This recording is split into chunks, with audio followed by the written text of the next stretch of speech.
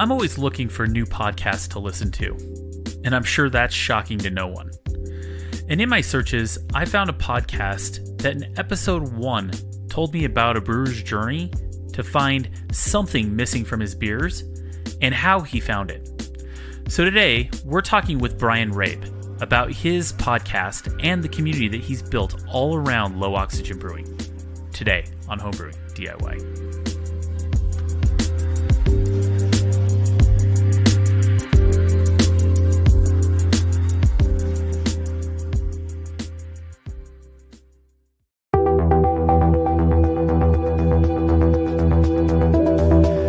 Building recipes and taking good notes are two of the key fundamentals of making great beer. This is one of the first things that you learn when becoming a new brewer. I started taking notes on a sheet from my extract kit and then quickly moved to brewing software. I've tried many different types of brewing software and then I found Brewfather. This is the one piece of software that you need for recipes and very detailed brew day notes, as well as fermentation notes. Brewfather also integrates with some of the topics that we discuss on this show, like the tilt hydrometer, the ice spindle, and ferment track. You need no other piece of software than Brewfather. One of the best parts of Brewfather is that you can try it for free. All you need to do is head to our website, homebrewingdiy.beer, and click on the Brewfather banner to sign up for free today. Once again, that's homebrewingdiy.beer and sign up for Brewfather today. Have you ever wanted to make a podcast? Do you have a subject you want to discuss with listeners? Do you even know where to start? Well, if you want to make a podcast and you want to get started now, I could not recommend Anchor enough. Anchor is the easiest way to make a podcast. Anchor gives you everything you need in one place for free, which you can use right from your phone or computer. Creation tools allow you to record and edit your podcast so it sounds great. They'll distribute your podcast for you so it can be heard everywhere: Spotify, Apple Podcasts, Google Podcasts, and many more. And you can easily make money from your podcast with no minimum listenership. Hey, look, I shopped around for a place to post my podcast, and Anchor was the easiest, most streamlined experience you could ask for. So if you're looking for a place for your new podcast, download the Anchor app or go to anchor.fm to get started. Once again, download the Anchor app or go to anchor.fm to get started.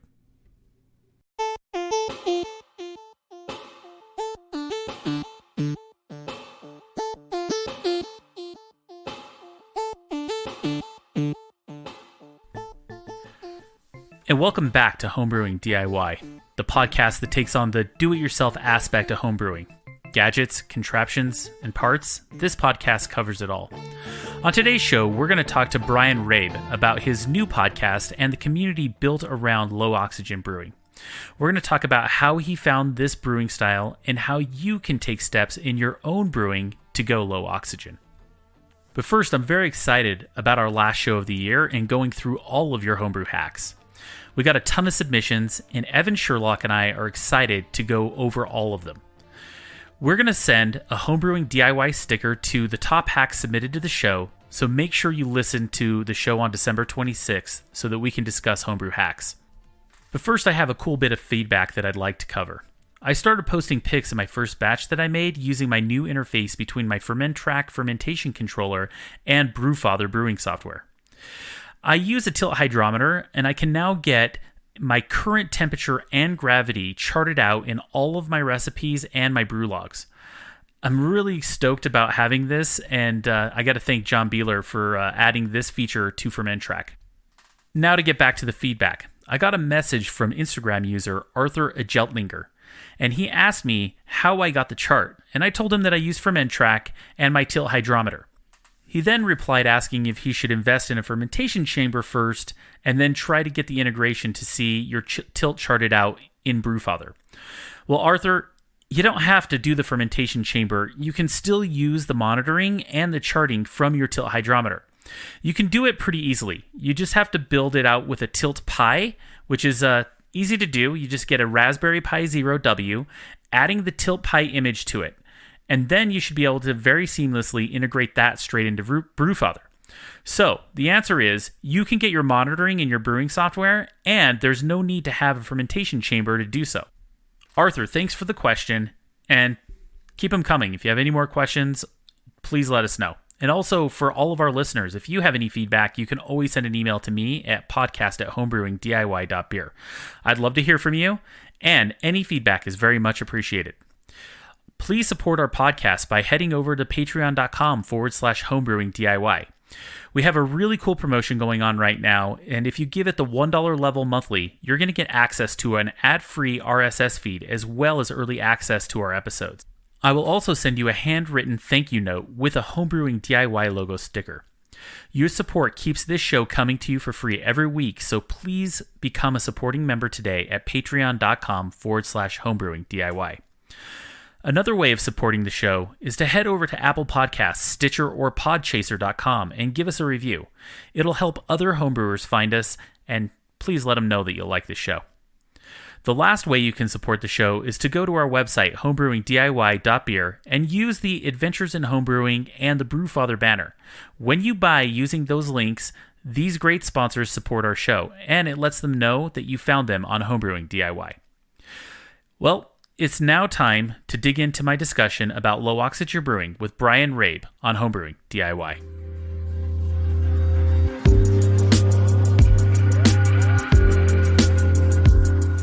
Well, I'd like to welcome Bryan Rabe to Homebrewing DIY. How are you, Bryan? I'm doing well. Thank you. Awesome. Well, welcome to the show. And let's just dive right into our talk today. I think the first thing we want to talk about is that you have a really cool podcast called Low Oxygen Brewing. Why don't you just give us a quick description of what that is and what you're trying to cover? Sure. So, it was kind of pushed upon me, not really pushed, but the idea was kicked around that we do more of a long format type kind of setup that allowed us to really, or myself to really deep dive into these topics and elaborate more.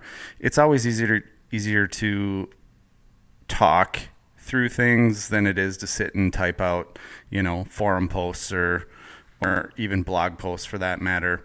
And so the concept of the Low Oxygen podcast was basically, I have a forum, I have a blog section and a website, lowoxygenbrewing.com, where we wrote a paper, Methods of a Low Oxygen Brew House. And in that paper, it details kind of what we're all about. And then backing that up, there's a blog with a bunch of posts that kind of interject into the different sections of the paper. And so the podcast was thought, or we think that we're going to kind of deep dive into every one of those blog posts and really kind of go deep into the whys and hows and that of the paper. Awesome. And when you so the idea of the podcast is really a deep dive in just a different type of format to really consume that the content of that paper, and it's really educational, right? Yeah. So a lot of what we do is really scientific, and there's a references or a resources page that is super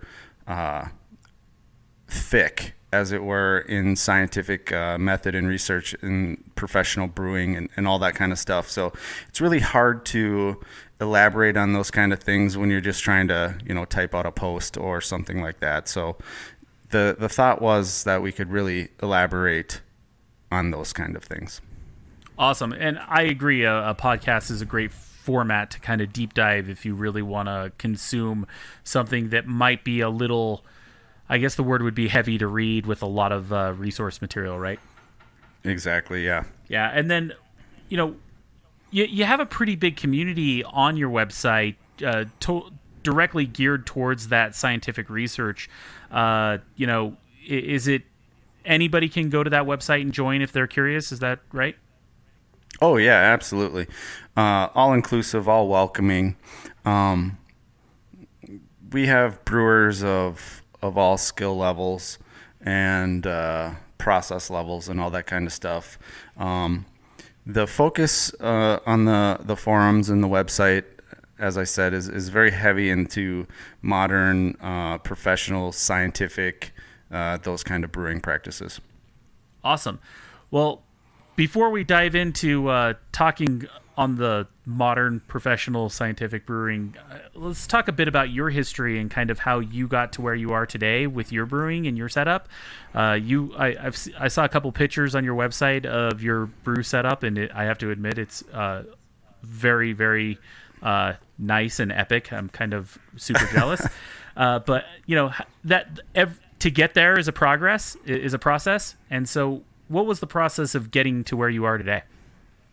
Yeah, absolutely. So 2020 will mark my 20th year of brewing, and I started brewing in 2000, and I was a college kid. My dad got a Mr. Beer gift as a birthday present, and he is the farthest thing from a brewer or a beer drinker, and so he was basically going to throw it away. And I said, well, I'm curious. Let me try it. I've always been a tinkerer, and I was going to school at the time for engineering, and so I was like, well, let's give it a try. So I brewed that first batch with the Mr. Beer kit, and I was super intrigued by the process and how it all worked, and how I could add just some random, what at the time was what I thought was random ingredients, and it turned out to this beer or beverage I could drink. So it really kind of played to those strings, as it were, in my engineering and my tinkering and that kind of stuff. So that's kind of where it all started. After that, I did 2 of those batches, and then I walked into, I'm in Minnesota, so I'm local to Midwest and Northern Brewer. And I walked into Midwest Supplies and said, fit me up with a real kit. And so, I got my first 5-gallon batch set up. Did 1 extract batch from there, and I started exploring the all grain and stuff like that. And with the all grain, it gave me more knobs and levers to pull and tweak. And so that kind of, depending on who you ask, maybe downward slid me into the obsession that is brewing today. And so as it sits today, I probably have 1,500 batches under my belt. Brew a lot of beer. I do some professional consulting with local breweries around here and other breweries. So, of those 1,500 batches, some are 5 gallons, some are 10 gallons, some are half barrel, some are barrel, all the way up to 20 barrel systems. So I just love brewing, and I have some German roots. My grandma was born and raised in Salzburg, Austria. And so beer is definitely part of the culture there. And so I got really into German beer and German beer brewing. And so the ultimate takeaway from all my brewing was I wanted to build a fully automated mini German brew house in my basement. And so that's kind of a 35,000 foot overview of me and brewing. Man, and I have to admit that the brew system that I've seen only photos of, and I've heard you describe on your podcast, seems to me like you can really get very dialed when it comes to trying to consistently brew things, and I think that plays a lot into some of the testing that you've been doing, right?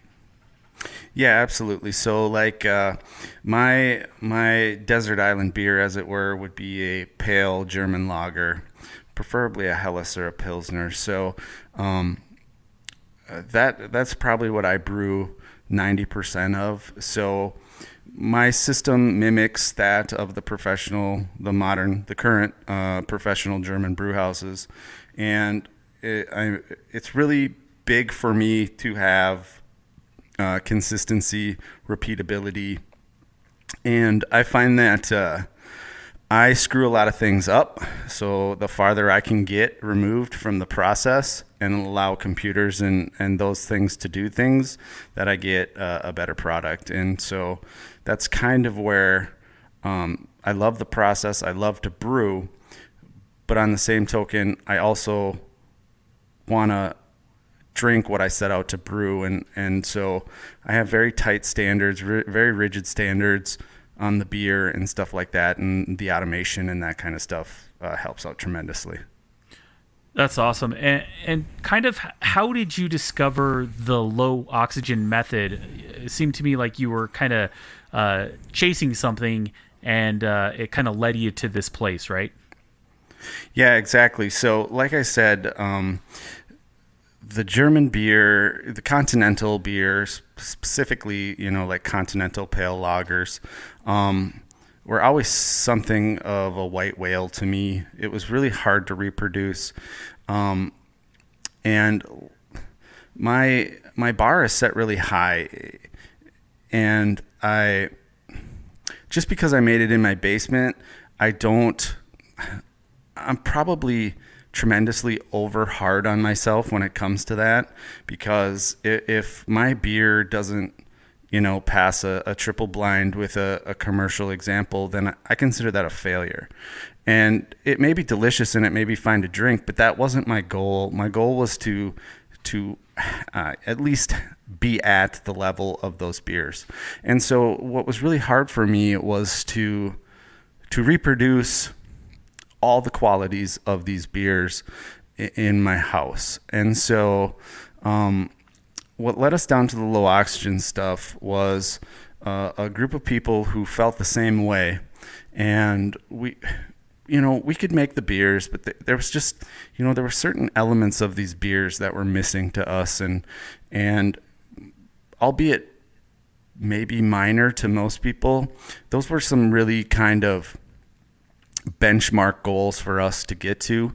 And so the low oxygen stuff was discovered when we started really deep diving and exploring all the professional German brewing texts, the modern ones, from the likes of like Weinstefan and VLB Berlin, which are some of the most prestigious brewing schools in the world. So I made friends at those. I made friends with professors at Weinstefan, and I was able to get coursework and course books and stuff like that.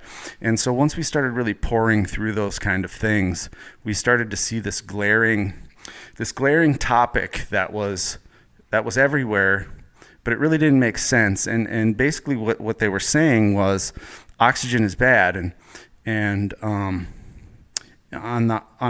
through all parts of the process, hot and cold side. And so it really took some relearning of what we're taught. I don't want to say dogma, but what we've been taught with how to brew and stuff like that with the home brewing textbooks. So the things that we thought were true maybe potentially became untrue when we started reading this professional literature.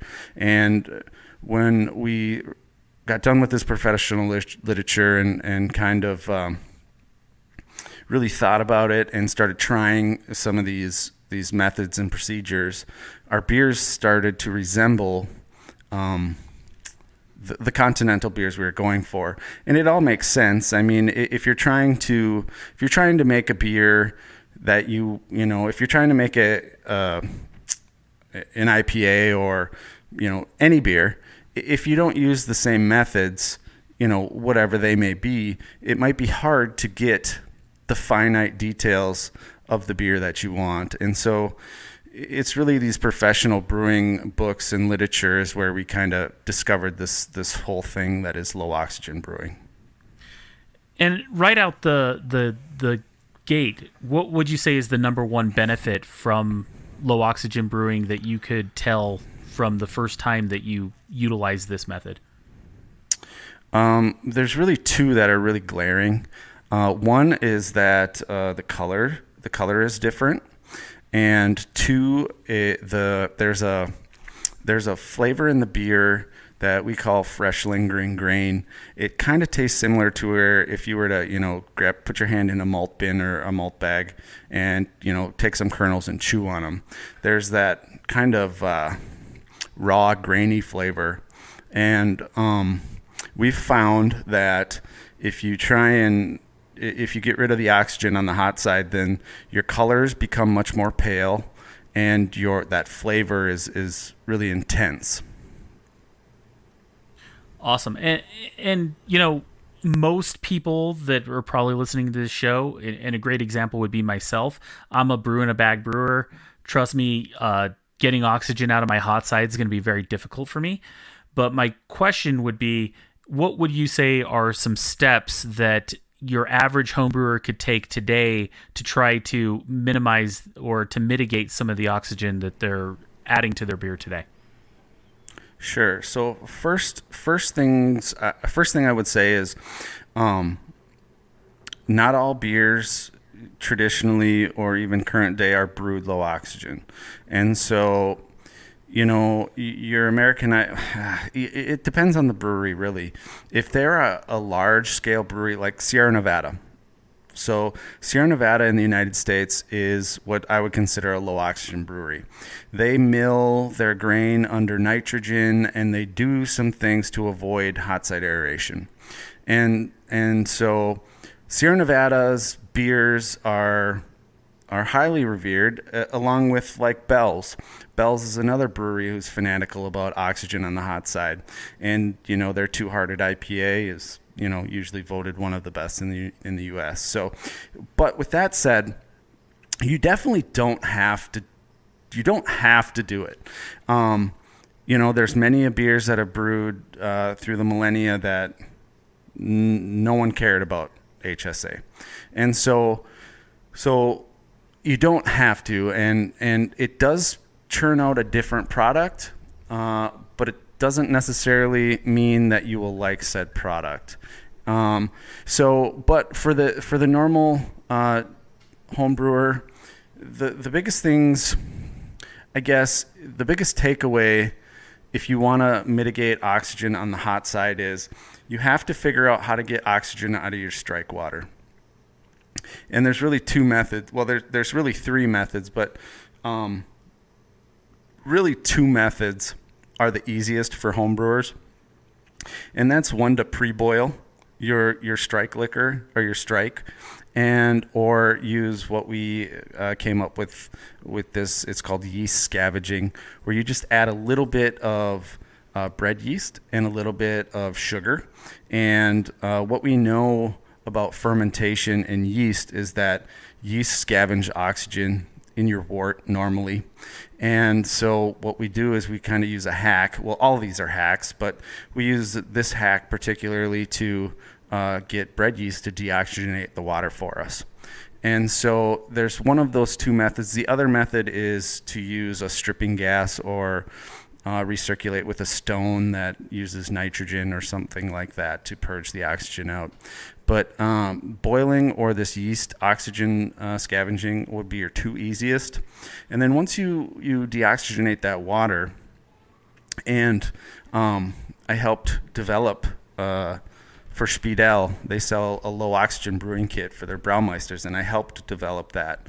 And so it's definitely, brew in a bag, you can definitely do low oxygen measures. And so once you deoxygenate that strike water, you're going to want to add some form of antioxidant. And we found that your regular off-the-shelf Camden tablets, which you may be using already to dechlorinate your water, about 20 ppm of those, or 25 ppm of those sulfites, will give you some active protection to keep the oxygen out of the water. And what sulfite does when it reacts with oxygen is it breaks down to sulfate and whatever the Camden was when it started, either sodium or potassium. And so once the sulfites react with oxygen, they break down to either potassium and sulfate or sodium and sulfate, which is basically just your standard water chemistry, ions you may add.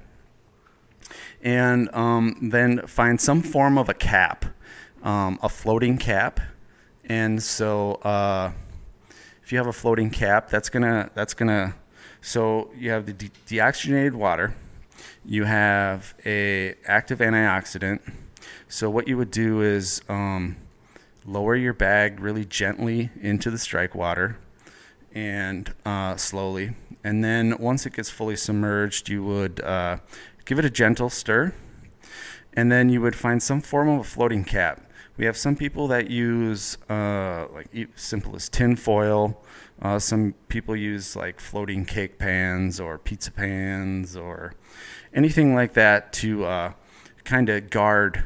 Oxygen is always trying to get into things, and the gas laws, oxygen is trying to get back into the water. So if you have some form of a cap and some form of antioxidants, that's your protection from that gas exchange happening. And so once that happens, you would just mash under that cap with those sulfites, and then everything else is just standard brew day practice. You're gonna, lift your bag. You're gonna go to the boil. You're gonna add your hops. You're gonna add your yeast. You're gonna ferment. And what we're really fanatical about oxygen on the cold side. So when it comes to packaging, we would either do what we call a spund, where when there's 4 gravity points remaining, we would rack that into a keg or bottles, or some form of carbonation naturally, because what we know about yeast is that yeast scavenge oxygen. So the longer we can have some form of active yeast until it gets to the final package, the better. Okay, and so for example, when German beers use the method of cruisening, that could be one method of doing that, is an example. Absolutely. Yeah. Absolutely. I have a guy in my homebrew club that swears by cruisening, and his beers definitely have a great German character that the standard beers I see from others don't, right? And Yep. And he never can kind of explain it, but I think that's a great way to explain it, is that it, the yeast scavenging that oxygen and creating CO2 is really a great way to get it out of that cold side. Yeah. Yeah. So not to be a boogeyman, but what we've learned is that method, along with spunding or any forms of natural carbonation, a few things happen. The CO2 is pure. And why that matters is because we've found that bottled CO2 or CO2 that is at the homebrew store or wherever is going to contain oxygen. And it all depends on how many nines are after the .99. So you can have 99.99 or 9 or 999. And depending how many nines are after that decimal point, that's going to determine your purity. Well, the general beverage grade is 99.99. And that can have 20 to 30 ppm of oxygen in the tank because of those purity levels. So just by force carbing the beer, you're adding oxygen, which is going to start the staling flavors, which it's really tough to when everybody hears staling flavors, they think the classic cardboard sherry soy sauce kind of stuff, but really that's the last stage of oxidation. The first stage of oxidation is what they call the loss of brewery fresh flavors. And the loss of brewery fresh flavors is basically like hop aroma fading or beer character changing from the day, let's say you took your final gravity hydrometer reading and you tasted the beer. Now, that's going to be the freshest that beer is ever going to be. And so the minute it changes from that flavor and anything that it changes into, that's what actually starts the stages of oxidation. And so when you carbonate naturally, there's no oxygen, so you don't have to worry about that. And yeast under pressure produce glycerol. And glycerol is a very foam positive protein, and it also has a flavor component where it rounds out and softens the beer. So those kind of methods do change the beer a little bit. So that's probably why you pick up those different flavors in your club guys beers. Yeah, totally. And, a great example of a more modern style that is really heavily affected by cold side oxidation would be like the New England IPA, right? You see a lot of those beers turn purple from oxygen at any point.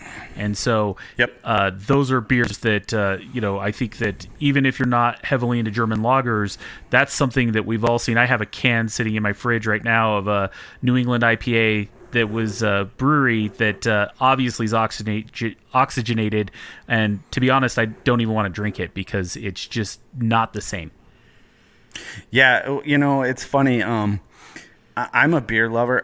Like I said, I love German beers, but I drink mostly all beers unless they're sour beers. For some reason, I absolutely despise sour beers.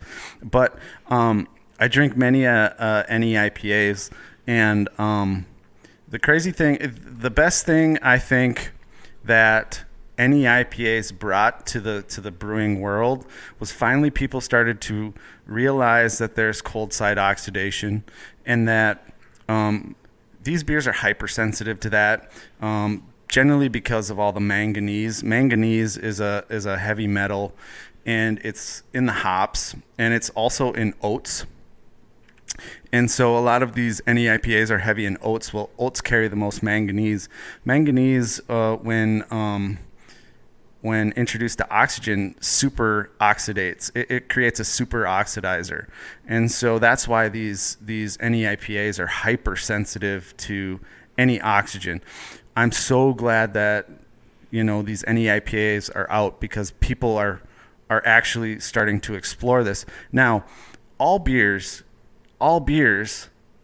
can have oxidation, but the NE IPAs, like you said, they're hypersensitive to that, and I'm glad that people are starting to look at that now. Yeah, exactly. What kind of beers, speaking of, cold side oxidation, what kind of beers do you think benefit from things like open fermentations? Because I know that there, like you said, there are certain styles of beers that, obviously benefit from having a low oxygen on the cold side, and obviously from the hot side as well. But, there are certain, I think, styles out there that benefit from open fermentations. Are there any that you can think of? Traditionally in Germany, the Weissbier production is in an open fermenter. Now, it's kind of you got to really look at why.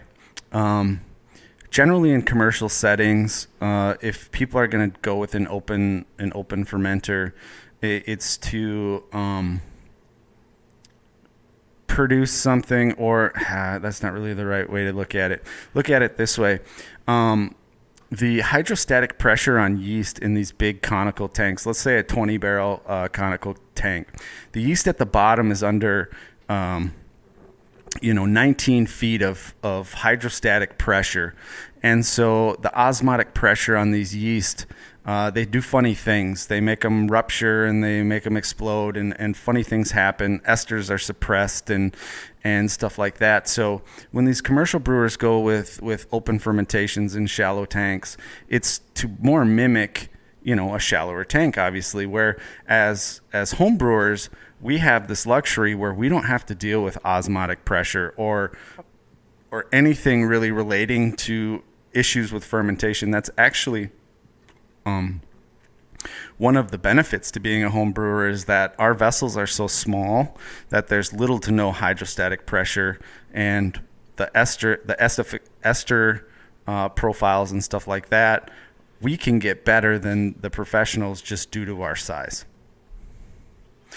Okay. The other thing I just want to add quick is that even though, like in the Weissbier production in Germany, if it is an open tank, they're still going to krausen or spund or do something like that once it goes into the final package, and that's to mitigate all that oxygen, pickup. Yeah, you're still trying in packaging. Oxygen's the killer, and you're always trying to get oxygen out, right?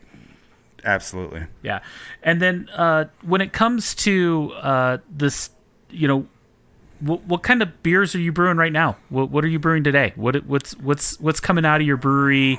I know you said that you have your go-to, but if you were going to say like what's your holy grail you're shooting for right now? Well, I just spunded a Two-Hearted IPA clone, basically, that I make. I just spunded that this morning.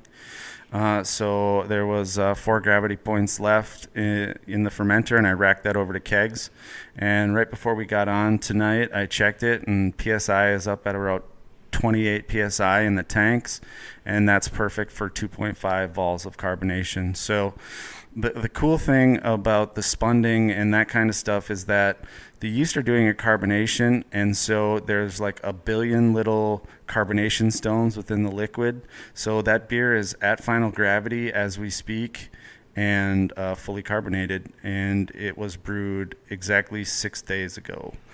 And so so that's what's going on right now. Otherwise, I always have a Helles, a Pils. What do I have? I have a Doppelbock on tap for winter. I have a Kolsch. What else? And a Schwarzbier. That's a hell of a lineup. Yeah. If you were to look at your current system that you have, and you were to say like, to me, brewing, at least with my system, there's always something I'm working on. What would you say is the thing you're working on your system right now?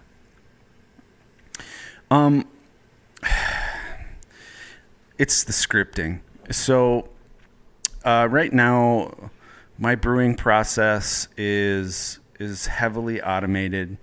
Right now, all I have to do in the brewing process is crush grain, add grain, and load up my hops into the hop dropper. Everything else from mashing to boil to clean up to fermenting to transfer to the packaging vessel is all automated, and I was able to modify the beer XML out of Beersmith. So basically, I start my recipe with Beersmith, and then I use a script I made to import that beer XML into my brewing system. So from that Beersmith import, you have exact, water, hops, grain, but not only that, but yeast, temperature, pitch rate, all that kind of stuff, carbonation.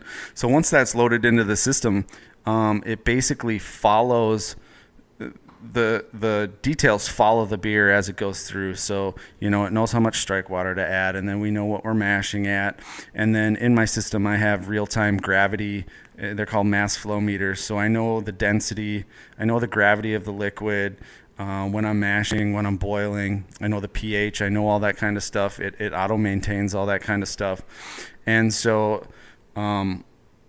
everything else is automated and all that kind of stuff, but I'm constantly trying to revise and streamline the scripting just to make it, I probably have 100 batches of beer on the new system, and so after every batch, I might learn something, take a note, and then, I constantly am tweaking my script.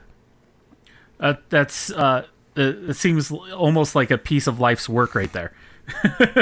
Yeah. Yeah. I mean, to be honest, I love automation of brewing. For me, I've pretty much got my fermentation side down to automation, but really it's I haven't gone electric yet, right? And really, sure. If you want to get good automation, you kind of have to go electric. I know there are some where I've seen setups where people still use gas, but it's easier to go electric. Sure. But for me, that's my next big goal, and maybe even looking at some different techniques of doing so. Let's talk a bit about how people could dive a little bit more and find you on your website, and how to really maybe engage with your community on the low oxygen brewing. Yeah, so we have lowoxygenbrewing.com. Lowoxygenbrewing.com. When you go there, you're first greeted with the paper, Methods of a Low Oxygen Brew House, and that kind of details, more in depth of what we ran through today, and there's a forum, like I said. I also have that podcast now, and there's blogs. There's probably 30 to 40 blog posts that really detail different parts of the methods and procedures. And there's, like I said, the forum, which there's 1,000 or so people on the forums, and we're constantly helping people every day. And so don't forget to check out under the blog posts, there's our resource section, which has maybe 150 to 200 scientific papers. I belong to quite a few of the professional brewing communities, as far as like Master Brewers of the Americas and Brauwelt and brewingscience.de, which is the German brewing science, basically symposium or forum. I don't know. So a lot of the papers I get from there, I get from the researchers, and I'm allowed to post on the resources page. So don't forget to check those out. Some of them can be a little dry, but you'd be amazed at the wealth of material we have. Yeah, and once again, that's lowoxygenbrewing.com, and you should, if you're listening to the show and you want to get a real deep dive into these brewing methods, definitely visit the website and sign up for the forum, ask some questions. I think that's always at least a great way to learn things. That's how I've always learned my brewing methods, and I think that if you're really chasing that something else when it comes to specifically lagering and lagers, this is a great resource to really kind of step up that game, right? Yeah, absolutely. And we also, we go outside of our forum. We have a sub forum on Homebrew Talk. We have a very large forum post that's on American Homebrewers, Homebrewer Association. And so, we get out there and try and help. And the biggest thing we run into is that a lot of people, when they start reading stuff or start looking at it, they have a lot of questions. A lot of it, I wouldn't say challenges traditional brewing thoughts, but it is different. And so sometimes you just gotta, it's hard for people to understand. And so don't worry, ask questions, and yeah. Yeah. And in the end, we're all here to make beer, and it's kind of something where for me, education is always the thing that's going to make anybody a better brewer, right? Yeah, absolutely. Education is big, but the other thing is that for a lot of people this is a hobby, and the cool thing with a hobby is you can take it as mild or as wild as you'd like. And so I totally get it. Some people look at the stuff we do and are like, no way, that's way too in-depth. And that's cool. That's absolutely true. If that's not something that, doesn't turn your gears, then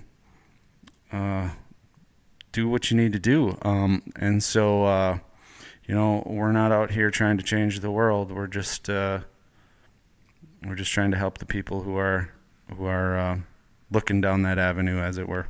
Awesome. Well, Bryan, I want to thank you for coming on the show today and really discussing this community that you've built and really educating us on some really cool, at a pretty high level, on some really cool low oxygen methods. And thank you so much for coming on the show, and I'd love to have you back sometime. Absolutely. Thank you for having me, and just let me know anytime.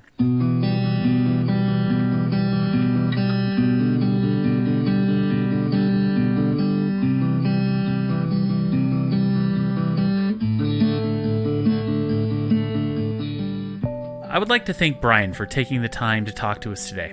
And if you want more information about his podcast or his scientific paper, head over to lowoxygenbrewing.com. Last, make sure you follow us on social media. We're on Instagram, Facebook, and Twitter. Look for us under the handle @HomebrewingDIY, all one word. It's amazing all the feedback we get, so please reach out and let us know how we're doing. Well, that's it, and we'd love to talk to you next time on Homebrewing DIY.